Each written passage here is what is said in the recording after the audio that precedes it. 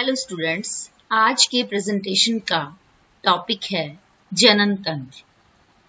जनन सभी सजीवों में, सभी जीवधारियों में होने वाला एक अति महत्वपूर्ण प्रक्रम है जिसके द्वारा कोई भी जीव अपने जैसी संतति उत्पन्न करता है।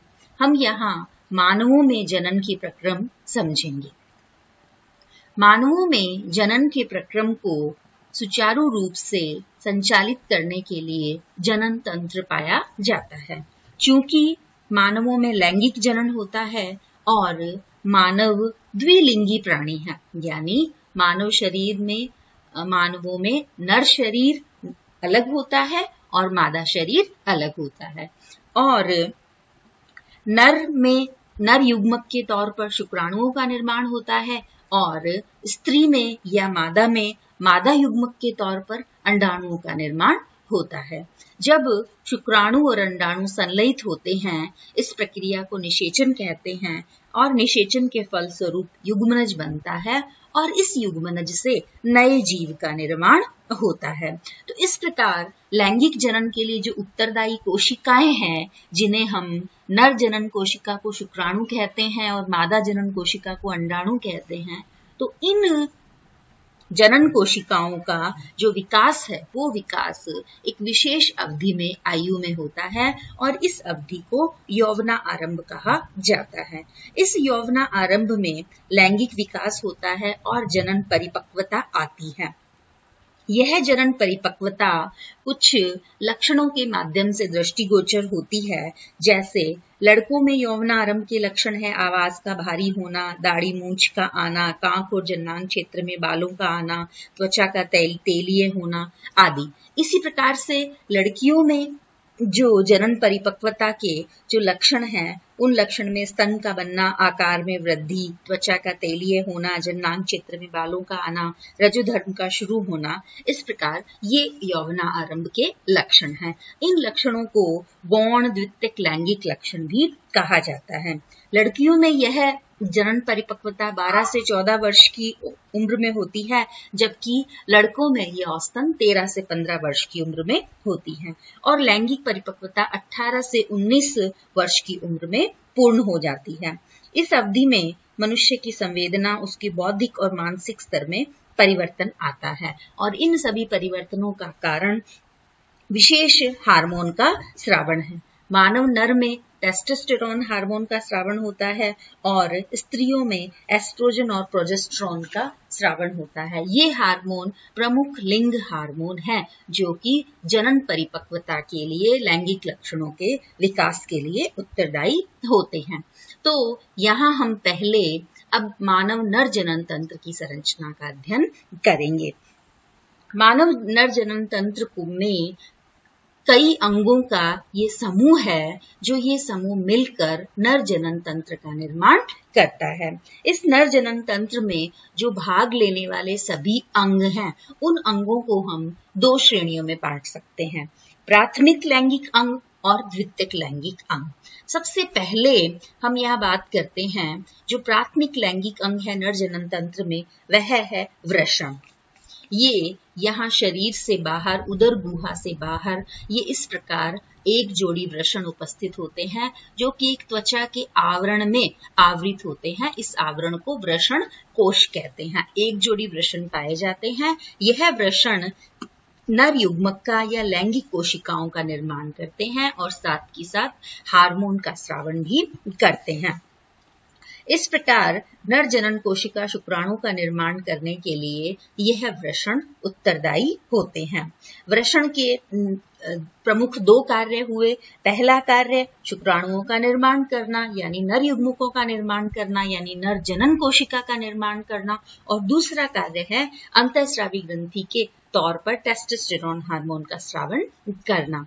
तो ये इस प्रकार से यहाँ ये चित्र में आपको ये वृषण जो है वो दिखाई दे रहा है, जो कि हल्के लाल रंग से दिखाई गई संरचना है और ये इस प्रकार इसका आवरण है जिसे वृषण कोश कहा जाता है। ये मानव जनन तंत्र का आप पार्श्व दृश्य देख रहे हैं कि साइड से जो है वो आपको किस प्रकार से नजर आता है। अब द्वितीयक लैंगिक अंग के तौर पर जो भी इस वृषण में बन रही जनन कोशिकाओं को आगे पहुंचाने में, उनको मार्ग प्रदान करने में जो भी अंग सहायक होंगे, उन सभी अंगों को द्वितीयक लैंगिक अंग कहा जाता है, जिसमें सबसे पहला जो द्वितीयक लैंगिक अंग है वो है वृषण कोश। यह वृषण कोश कई कार्य करता है, और चूंकि जैसे कि आपको बताया कि वृषण कोश एक त्वचा के एक थैले जैसी संरचना है, पाउच जैसी संरचना है, जिसमें वृषण सुरक्षित रहते हैं। यह वृषण कोश वृषण को स्थिर रखता है और वृषण में जनन कोशिकाओं के विकास के लिए कम तापमान की आवश्यकता होती है, तो यह उस तापमान को भी नियमित करता है।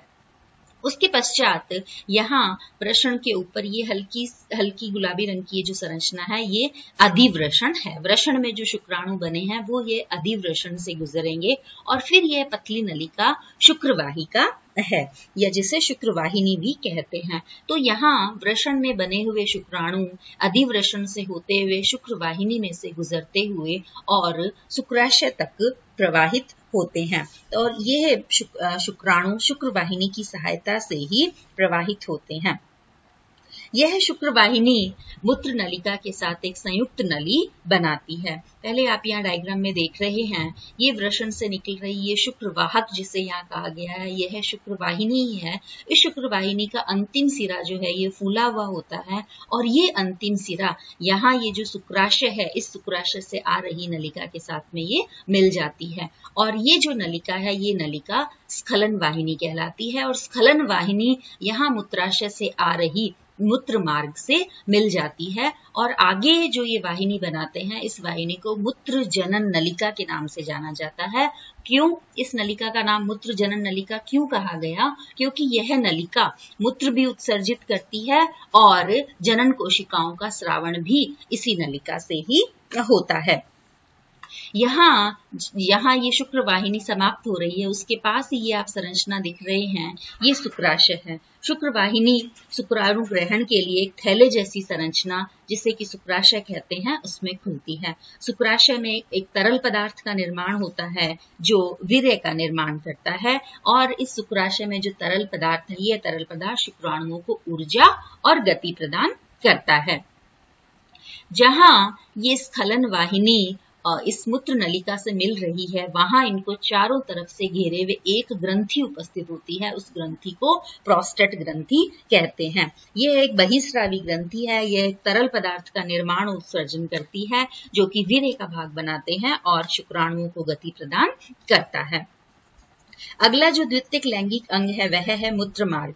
यह एक पेशीय नलिका है जो मूत्राशय से निकलकर और स्खलन वाहिनी से मिलकर मूत्र जनन नलिका का निर्माण करती है। इसमें से मूत्र, शुक्राणु, प्रोस्टेट ग्रंथि के स्राव आदि बाहर निकलते हैं, और यह ग्रंथि शिशन से गुजरकर मूत्र जनन छिद्र के द्वारा बाहर खुलती है। और अंतिम जो द्वितीयक लैंगिक अंग है वह है शिशन। यह एक बेलनाकार अंग है जो वृषण कोश के बीच लटकता होता है और मूत्र विसर्जन के काम आता है। तो और साथ में ही यह वीर्य उत्सर्जन में भी का कार्य भी करता है। तो इस प्रकार ये मानव जनन तंत्र की संरचना है। यहाँ एक और आप देख रहे हैं कि ये जो संरचना है, इस संरचना में यहाँ ये इस प्रकार पीछे ये आहार नाल का अंतिम भाग दिखाया हुआ है, जिसे कि मलाशय कहते हैं, और एक प्रोस्टेट ग्रंथि के अलावा एक जोड़ी ग्रंथि और होती है जिसे कंद मूत्र पंथ ग्रंथि भी कहा जाता है। यह ग्रंथि एक जोड़ी होती है, जबकि प्रोस्टेट ग्रंथि एक ही होती है। इस ग्रंथि को बल्बोयूरेथ्रल ग्रंथि भी कहते हैं। यहाँ ये नर जनन तंत्र की संरचना को और सरल तरीके से समझने के लिए हम इस डायग्राम की हेल्प लेंगे। यहाँ इस चित्र के अंदर देख रहे हैं, दाईं तरफ और बाईं तरफ दोनों तरफ एक एक वृषण है जो कि वृषण कोश से आवृत हैं। इन वृषण से ऊपर की ओर ये अधिवृषण है। जैसे कि यहाँ वृषण की आंतरिक संरचना को दिखाया हुआ है, तो इस प्रकार वृषण में कई वृषण पालिकाएं होती हैं और वो उन पालिकाओं में शुक्र जनन नलिकाएं होती हैं, और ये अधिवृषण से इस प्रकार कुंडलित नलिका निकलती है। यह कुंडलित नलिका शुक्रवाहिनी कहलाती है। इस शुक्रवाहिनी का ये अंतिम भाग इस प्रकार यहाँ फूला हो रहा है, जैसे दाईं तरफ से आ रही दाईं शुक्रवाहिनी है और यहाँ बाईं तरफ से आ रही बाईं शुक्रवाहिनी है। ये दोनों शुक्रवाहिनियां ये शुक्राशय की नलिका के साथ मिलती हैं। तो इस प्रकार से ये यहाँ दो शुक्राशय दिखाए गए हैं। और ये जो स्खलन वाहिनी है, ये स्खलन वाहिनी इस प्रकार मूत्र मार्ग में खुलती है। और यहाँ इस प्रकार से मानव नरजनन तंत्र में एक जोड़ी वृषण और एक जोड़ी शुक्राशय, एक जोड़ी शुक्रवाहिनियां होती हैं और एक प्रोस्टेट ग्रंथि होती है और एक जोड़ी बल्बोयूरिथ्रल ग्रंथि होती है और एक शिशन। इस प्रकार से ये सारे के सारे जो अंग हैं, ये अंग मिलकर नर जनन तंत्र का निर्माण करते हैं। और यहाँ वृषण में इस प्रकार से नर जनन कोशिकाओं का निर्माण होता है और ये अधिवृषण, ये शुक्रवाहिनी, ये इन शुक्राणुओं को मार्ग प्रदान करती है। शुक्राशय इन शुक्राणुओं का संग्रहण करता है और साथ में स्राव भी स्रावित करता है। और यहाँ ये जो मूत्र मार्ग है, जिसे कि मूत्र जनन नलिका भी कहते हैं, यह मूत्र और वीर्य दोनों के स्रावण के लिए मार्ग प्रदान करता है। तो इस प्रकार से ये हमने यहाँ नर जनन तंत्र की संरचना देखी। अगले डायग्राम में हम यहाँ मादा जनन तंत्र के बारे में पढ़ेंगे। मादा जनन तंत्र में भी प्राथमिक और द्वितीयक दोनों अंग होते हैं। प्राथमिक अंग वह है जो कि मादा जनन कोशिका का निर्माण करेगा और द्वितीयक अंग जो उन मादा जनन कोशिकाओं को मार्ग प्रदान करेंगे, पोषण प्रदान करेंगे। तो इस प्रकार से यहाँ आप देख रहे हैं कि इस डायग्राम के अंदर ये इस प्रकार से ये मूत्राशय दिखाया गया है और साइड व्यू से देखें तो मूत्राशय के पीछे ये इस प्रकार गर्भाशय है और गर्भाशय का जो ये भाग है, निचला भाग है, इसे गर्भाशय ग्रीवा कहा जाता है और गर्भाशय ग्रीवा से ये निचला भाग योनि कहलाता है। और यहाँ इस गर्भाशय से पीछे की ओर ये हमारी जो आंत है, आहार नाल है, उसका अंतिम भाग है जिसे कि मलाशय कहा जाता है। तो इस और ये जो योनि का जो अंतिम भाग है वो योनि द्वार कहलाता है और ये बाहरी संरचनाएं भगशेफ, बृहद भगोष्ठ, लघु भगोष्ठ, ये सभी बाहरी जननांगों का निर्माण करते हैं। मादा मानव जनन तंत्र को हम और इस डायग्राम की सहायता से समझ सकते हैं। जैसे प्राथमिक जनन अंग के तौर पर ये एक जोड़ी अंडाशय पाए जाते हैं, जैसे कि ये डायग्राम में आपको दिखाई दे रहे हैं। दोनों तरफ, दाईं तरफ भी एक अंडाशय है और बाईं तरफ भी एक अंडाशय है। तो इस प्रकार एक जोड़ी अंडाशय पाए जाते हैं। जैसे नर जनन तंत्र में वृषण के दो प्रमुख कार्य थे, उसी प्रकार यहाँ अंडाशय के भी दो प्रमुख कार्य हैं। पहला कार्य है मादा जनन कोशिका यानी अंडाणु का निर्माण करना और दूसरा कार्य है अंतःस्रावी ग्रंथि के तौर पर लिंग हार्मोन यानी एस्ट्रोजन और प्रोजेस्टेरोन का निर्माण करना। ये दोनों अंडाशय उदर गुहा में वृक्कों के नीचे श्रोणी भाग में गर्भाशय के दोनों ओर पाए जाते हैं और इन अंडाशय के अंदर विशिष्ट संरचनाएं पाई जाती है जिन्हें अंडाशय पुटिकाएं कहते हैं। अंडाशय पुटिकाओं से ये अंडाशय भरे हुए रहते हैं और ये पुटिकाएं अंडाणु का निर्माण करती है और अंडाणु परिपक्व होकर और अंडाणु इस प्रकार परिपक्व होने के बाद अंडाशय से स्रावित किए जाते हैं और अंडाशय से ये अंडाणु स्रावित होने के पश्चात इस प्रकार ये जो नलिकीय संरचना है जिसे कि अंडवाहिनी कहते हैं, अंडाणु इस अंडवाहिनी में प्रवेश करते हैं। तो इस प्रकार से अंडाशय से स्रावित होने वाले जो हार्मोन हैं वो हार्मोन स्त्रियों में होने वाले लैंगिक परिवर्तन, अंडाणु के निर्माण, इन सभी कार्यों में मदद करते हैं, सहयोग करते हैं। अब ये जो अंडाशय के पास ये जो नलिकीय भाग है इसे अंडवाहिनी कहा जाता है। यह अंडाणु को मार्ग प्रदान करती है और यह द्वितीयक लैंगिक अंग के तौर पर कार्य करती है। अंडवाहिनी एक लंबी कुंडलित नलिकाकार अंग है जो कि गर्भाशय के दोनों ओर स्थित होती हैं। अंडवाहिनी की नलियां अंडाणु को अंडाशय से गर्भाशय तक पहुंचाने का कार्य करती हैं और यह अंडवाहिनी में निषेचन के लिए भी अनुकूल परिस्थितियां बनाने में मदद करती है। अंडवाहिनी की विशेष संरचना होती है, जिस संरचना के कारण यहाँ अंडवाहिनी में नर युग्मक और मादा युग्मक का संलयन होता है। दोनों ओर की अंडवाहिनियां इस गुहा में खुलती हैं। इस अंग को गर्भाशय कहते हैं और यह गर्भाशय एक खोखला मांसल अंग है। दोनों तरफ की अंडवाहिनियां यहाँ मिलती हैं, यहाँ आकर खुलती हैं और इसका चौड़ा भाग ये ऊपर की और ये संकरा भाग इस प्रकार नीचे की ओर होता है। और गर्भाशय का जो निचला भाग है वो गर्भाशय ग्रीवा के नाम से जाना जाता है, जो कि अंत में योनि में खुलता है। गर्भाशय में शुक्राणु द्वारा निषेचित अंड स्थापित होता है। ये गर्भाशय की भित्ति दिखाई भी है। यहाँ निषेचित अंड जो है वो स्थापित होता है और स्थापित होकर भ्रूण का विकास होता है। माता और भ्रूण के मध्य स्थापित कड़ी प्लेसेंटा का रोपण भी यहाँ ही इस गर्भाशय में ही होता है। उसके बाद अगला जो द्वितीयक लैंगिक अंग है वह है योनि।